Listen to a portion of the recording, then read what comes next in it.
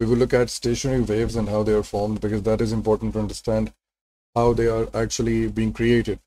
Because it's easy to visualize the questions that are going to follow this at the end of the lesson, but it's difficult to understand how they're actually being formed.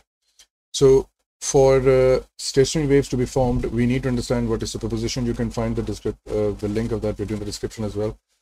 Please go watch the superposition video. If you're already familiar how that works, then you can understand this concept much easier with. So what happens according to the stationary wave, and we understand that stationary wave can be established using microwaves, springs, air columns, using when we talk about air columns, most definitely we're talking about, for example, we have a measuring cylinder, and we reduce the level of water until we hear a sound wave or a beep. And most definitely we have a speaker over here through which we're introducing sound and we're trying to hear it back. So let's try to understand how stationary waves are actually formed. So for stationary waves to be formed, the first condition is supposed to be that the waves need to be of the same nature. Same nature of waves moving in opposite direction. They should be moving towards each other, ideally speaking. If one wave is moving like this, then the other has to come from that side.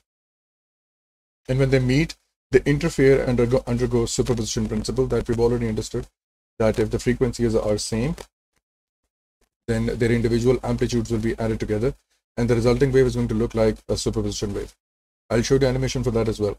The second condition is that they are supposed to be of the same frequency, and you will see that a stationary wave is established. Okay, there are three cases in which stationary waves will be established, and to understand that, I will show you an animation for this. So in this video, what we have to learn is that a particle, when it is moving, is going to move upwards and downwards. It's not moving left and right, it's only moving upwards and downwards. So over here, let's take this green particle over here, and let's try to understand how this is moving. So I am saying that this is moving upwards and downwards while the energy of the wave is moving along. So this is our source, and the energy is moving away from the source towards the other end. Okay, let's see what happens. So notice how the particle is moving. The particle is moving upwards and downwards while the wave's energy is traveling forward. As you can see that these peaks that we can observe at this point are actually moving forward if you look at the animation again. So that is how a wave is going to traverse energy from one point to another. Okay, now what happens if there are two sources? If one wave comes from this side, and one wave comes from this side, what's going to happen? So ideally speaking, what we do is we make sure that the source remains the same, and this wave is actually reflected from this end backwards. So in some situations, you will find out that superposition is occurred when a wave is reflected back and it meets the original source coming from this point. Let me show you an animation for this one, how this is actually going to happen. So all right, this one. Okay, so let's observe what's going to happen. So I play this. So we have introduced one wave from one side, and the wave is actually moving in this direction, right? So we understand this point. Okay, so let's move ahead with this one. Now notice what has happened over here. The wave originally had a phase that is like this, but as it moves this end or reaches the other end, it goes through a phase change. It becomes 180 degrees out of phase. Ideally speaking, if this was reflected back, it should have come in the same peak as it actually bounced back from the wall. If it had a peak like this, it should come back with the same peak, but it doesn't. It's not what happens. What happens is that if it meets a fixed end, its phase changes and it reverses. Ideally, it reverses like this. Okay, so let's see what happens now.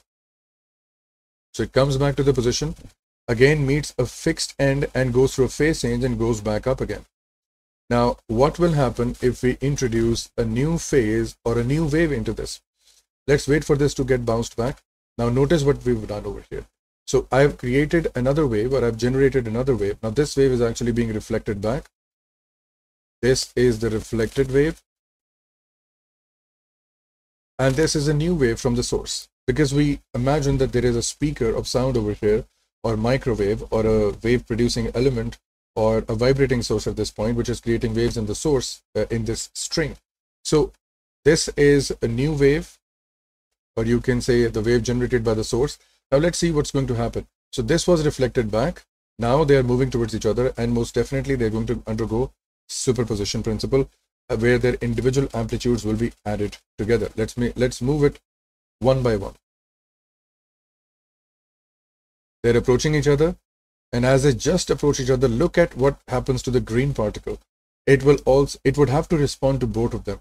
It has to respond to this positive amplitude, and it has to respond to this negative amplitude. And as the waves cross each other, let's see what happens. So the amplitude becomes 0 and then goes to the other side. And notice now the waves continue their own original path. This wave had a positive amplitude and it is still moving over here. This wave had a negative amplitude and it's still going over there. Their common point of intersection was somewhere along this line. This is what is going to cause stationary waves. This is where the stationary waves are actually going to be formed. Now, when we see that in action happening continuously, this is what's going to happen. So notice you'll have to ignore a few things over here because there are some inaccuracies in this animation. But let's move ahead with this. Now this, let's say, imagine that there is a speaker over here that we have, which is generating this blue sound, which is generating the original sound. What's going to happen at this fixed end? This sound wave is actually going to get reflected back. So when it undergoes reflection, there is a phase change of 180 degrees, which means that if this is having a positive amplitude, the reflected wave will have a negative amplitude going to look like this in the opposite direction at a very momentarily in terms of time.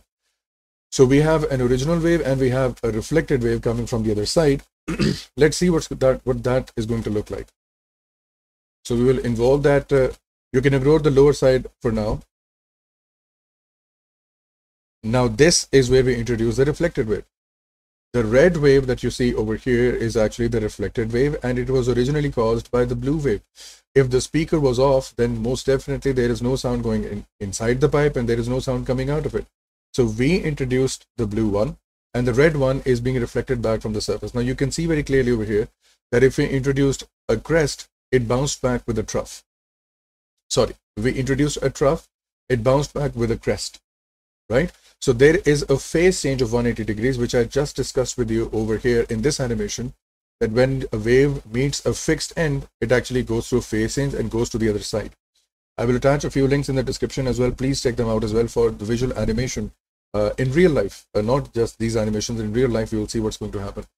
So when these two waves actually meet at a point in space, that is when stationary waves are formed. And the lower side of this animation shows a stationary wave. Now notice that, let's play this for a while. At this very instant, you can see that I've deliberately stopped it a while with some difference to notice what's actually happening. So blue wave has an amplitude of A. The red wave has an amplitude of A. So this will be a superposition case in which amplitudes are added together. If we compare this with a standard mean line, we understand that there is both of the waves are at negative amplitude, both of the waves are at positive amplitude. So in this region, you see in terms of this, both have superimposed, and over here we see the negative amplitude, and over here we see the positive amplitude, because both are superimposing with each other. Both are going to produce a state. Now, why is this a stationary wave? You see, in the upper animation, you can see that the blue wave appears to be moving this way, and the red wave appears to be moving this way. But when you look at the stationary wave, you will see that these particles are just oscillating upwards and downwards. They are not transmitting energy left and right. They are unable to do that. Now let's see what's going to happen in the next phase. So we let the red wave pass through. The red wave is now going forward. And the moment it exactly comes 180 degrees out of phase, notice what's happening over here now. So the blue wave has a positive, let me choose another color. So the blue wave has a positive amplitude from center to center. The red wave has a negative amplitude. So see what has happened. They have completely destroyed each other. Although I'm unable to stop the animation at the exact that moment, but please try to visualize this, that because of this interference, this will be a dead flat line. This will be destructive interference. And the other thing to note, now we understand that why stationary wave actually goes through these phases and why this is not transferring energy. This is a stationary wave. This is not a progressive wave. All the waves that we've discussed in physics, starting from water waves, sound, light, they are traveling energy, they are carrying energy from one point to another. This one does not. So wave is moving in this direction and another is moving in this direction. And when they meet at every single point, this is the wave shape that actually results in. So what's happening to this one particle of wave? What's happening to it? So let's look at the life cycle of one of the particle of the stationary wave. Let's mark that point. Let's see that this is the point that I want to see the life cycle of. What's happening to its life cycle in comparison to the standard mean position? Let's see. Now, before I start with the animation, I'm going to predict what's going to happen because we've seen this. This particle moves up and then comes down to the mean position, then goes back down again, and then comes back up.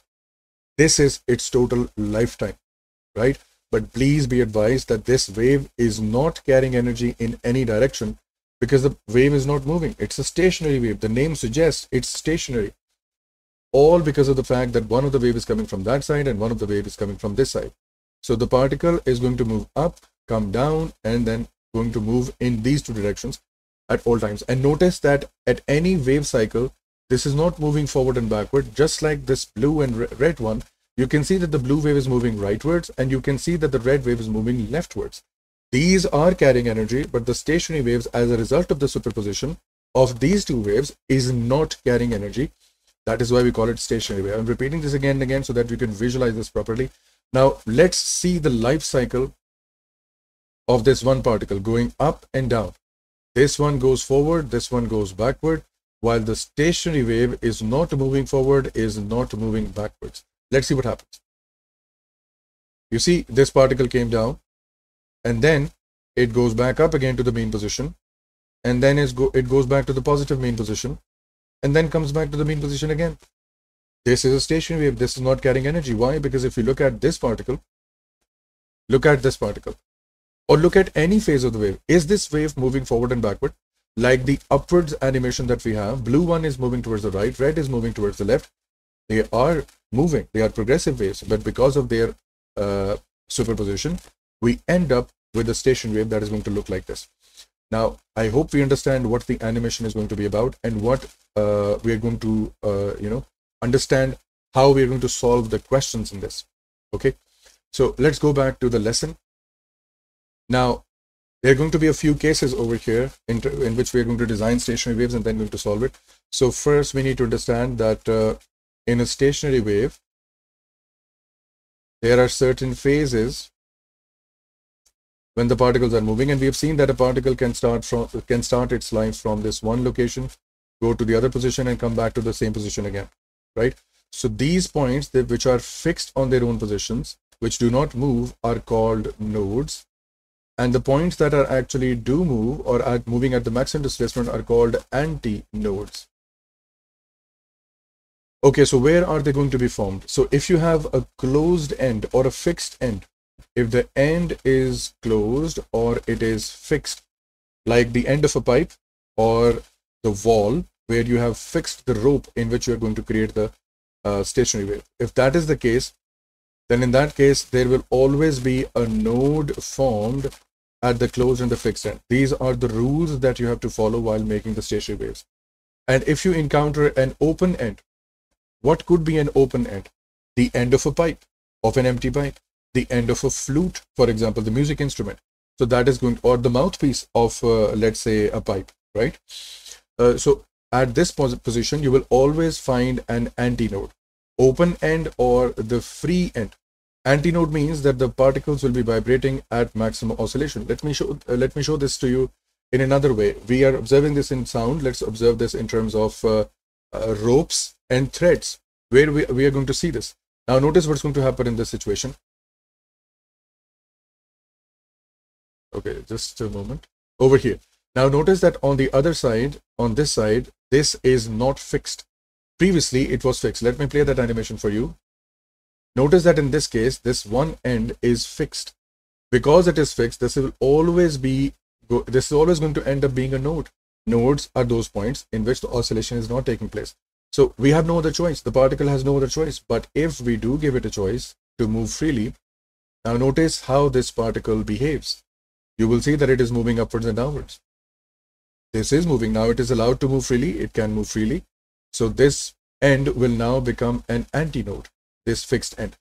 This is what you have to figure out while solving the stationary wave questions. whether this is a closed end, open end, antinode, or a node, and that will help you solve the question. Now let's get to this situation in which we have closed ends. Where could we find closed ends? We could actually tie a rope between two poles and start an oscillation, or at least introduce this oscillation, or you can see this in guitars as well. Okay, so guitar is an example of closed end stationary wave. Now how stationary waves are going to be formed? You see, this is a closed end, so I know that there is going to be a node at this point. There is going to be a node at the fixed end.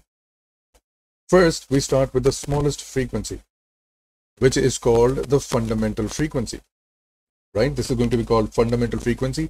And in some books, you will find out that this is called the first harmonic. This is the first harmonic, okay? Now, let's see what's going to happen. So what type of wave can we produce? We know that this is going to be a node and a node. So I can see that this is the type, the minimum wave that I can produce, the smallest wave that I can produce between these two poles is going to look like this. Now, if this length L is between the poles, then how much wavelength have we covered between the poles? It is going to be lambda by 2. I have to follow the rules, basically. You see, node has to be on a closed or a fixed end, and antinode has to be on an open or a fixed or a free end. So what do we get over here? If you want to find the frequency, let's call this F naught as a standard frequency. So I will use V equals to F lambda. And since I want to find the frequency, so let's make F the subject of the formula. So V divided by lambda, and I know that lambda is equal to L, lambda by 2. So lambda is equal to 2L. Taking 2 to the other side, we get V by 2L, which is equal to F naught. Now this relationship will prove helpful in the next step. Let's do that. So what's going to happen in the next stage? What is the next possible combination of the stationary wave? Can I make a stationary wave that looks like this? In this situation, can I do that? No, I can't do that. Why? Because the fixed end has to have a node. This is also a node, but this time this is showing an antinode.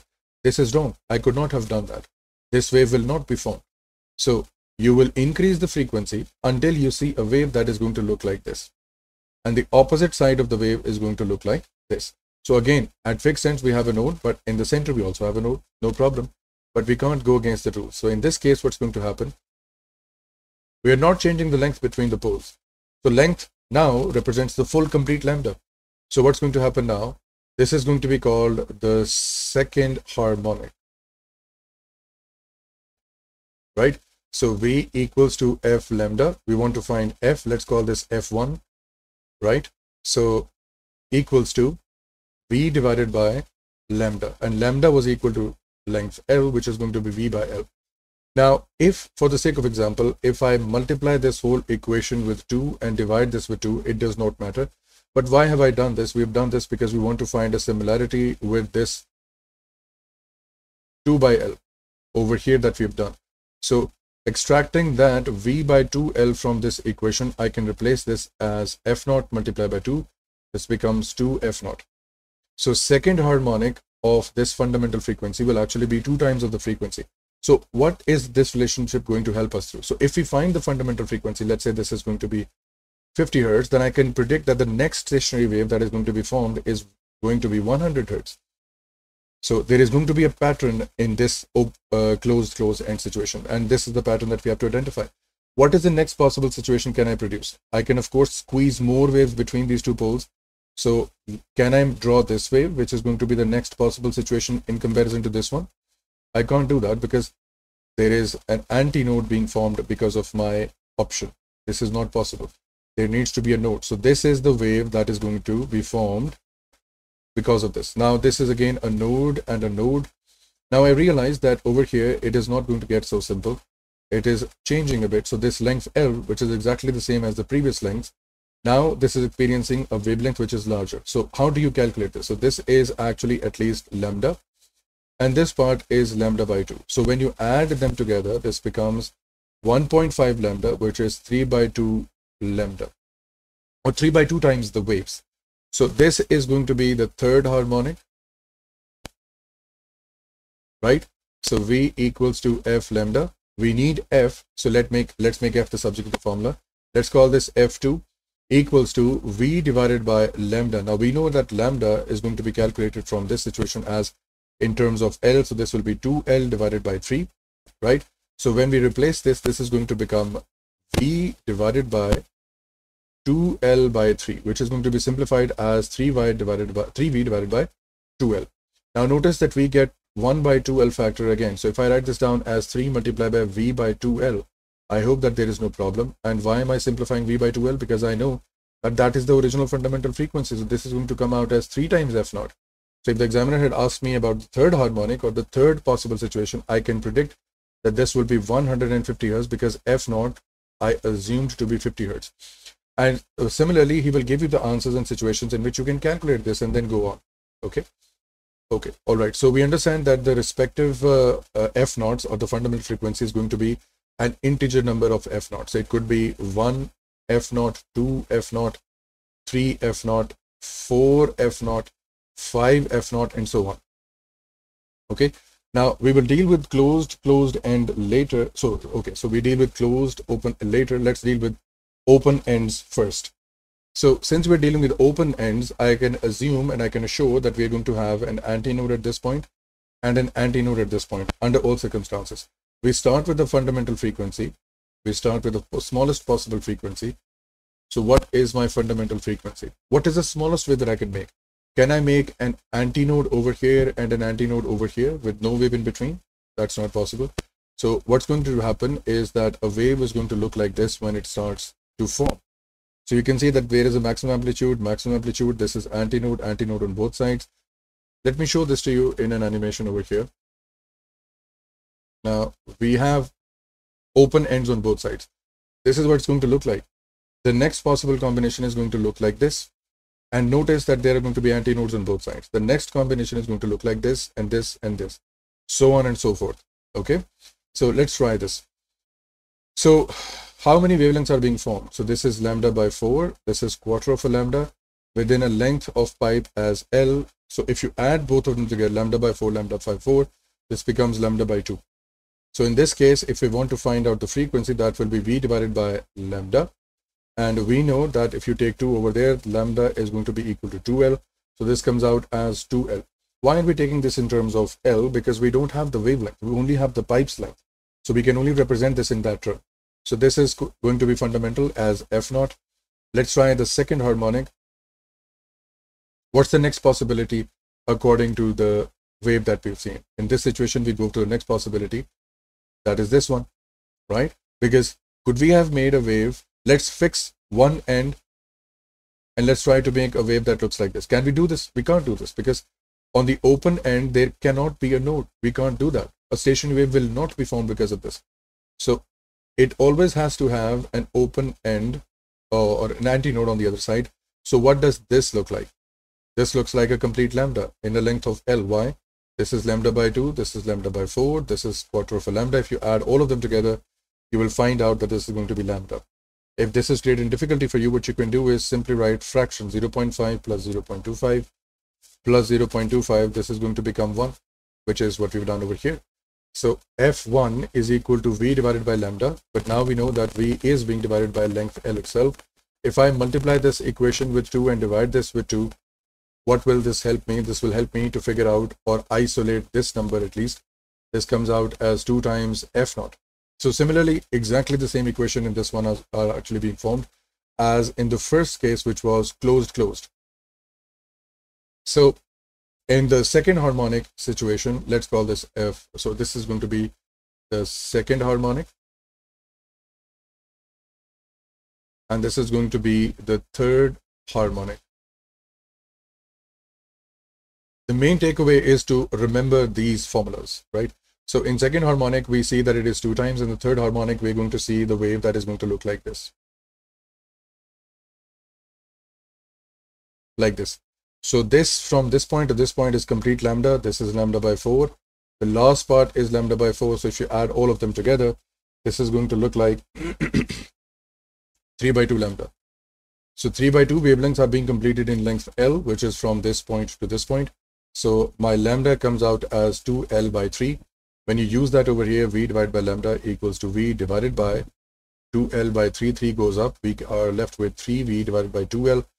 And if we compare or we isolate this V by 2L over here, this comes out as 3F naught. So even in this case, we come out as n times f naught. N could be of my choice. F naught 1, 2 f naught, 3 f naught, 4 f naught, and so on. Let's go to this situation in which one end is closed and one is open. This is exactly what we saw in this scenario. One wave was in one side, it was closed, on the other side it was open. So what's going to happen now? At this location, there will be a node at all cost because I know it's a closed end. And on this side, there will be an anti-node because I know it's an open end. The smallest wave that I can make is going to look something like this. So this is actually lambda by 4. Let me show this to you in an animation.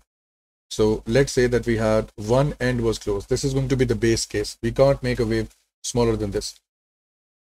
So our fundamental wave or fundamental frequency, which is called f naught, is going to be L equals to lambda by 4. And so 4L will be equal to lambda L. What is this equation? What have we been doing for all this time? What does that mean? It means that if I had at least 4 times the length of this column, I would have been able to make this wave completely like this. So it means that the wavelength that is being formed in this situation is actually going to require 4 times the space. Anyway, this is besides the point. So we end up with V equals to F lambda. We know that lambda right now is 4L. So we end up with F is equal to V divided by 4L. Now keep an eye on this equation because we will use this in the next derivation. So we know that F naught is now equal to V divided by 4L, the fundamental frequency. Then we go to the second harmonic. And then we have the third harmonic. I would advise you to pause the video and try this for yourself, what you're going to get. So the second harmonic, we get a wave that is going to look like this. In this case, this complete length L gets a full wavelength. How is that? This is going to be lambda by 2, lambda by 4, lambda by 4. So if you add all of these fractions together, you're going to get L equals to lambda. Right? So in this situation, it will be F is equal to V divided by L. But since what we want to do is we want to introduce the factor of 4 somehow. Sorry, this is not going to be the case because this is the fixed end. So this is going to look something like this. An antinode over here and a node at this point.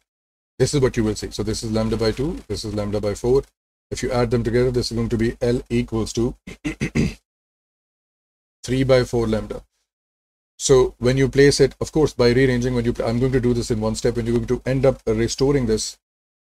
This is going to look like this.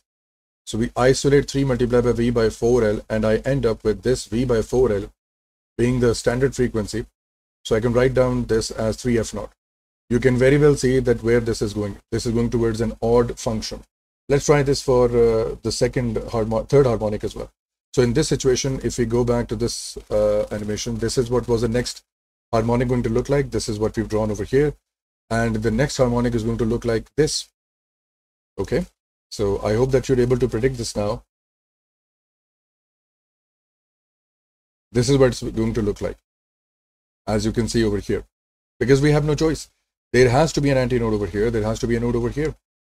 And the next stable stationary wave that's going to be formed is going to look like this. So from this point to this point, I can see this is lambda by 2, lambda by 2. So this becomes a complete lambda. This is lambda by 4.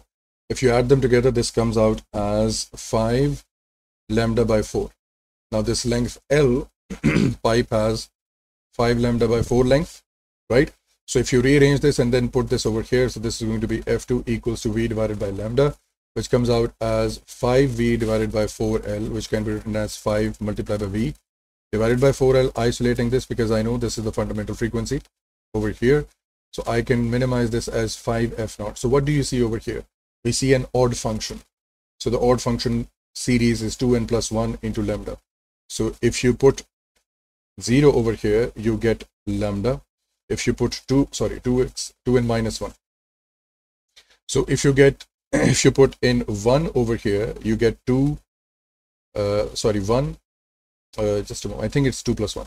So you get 3F naught, then F naught, and then 5F naught, then 7F naught.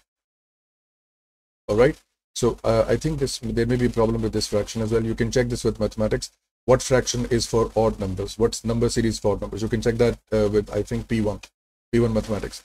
So you can see that there is an odd number series for the case in which we have closed and open ends. Now, what is the shortcut? The shortcut is that if you have closed, close, similar ends, close, close, and for open, open, the number series is same. It's going to be an integer, 1, 2, 3, 4, 5, 6, 7, and onwards.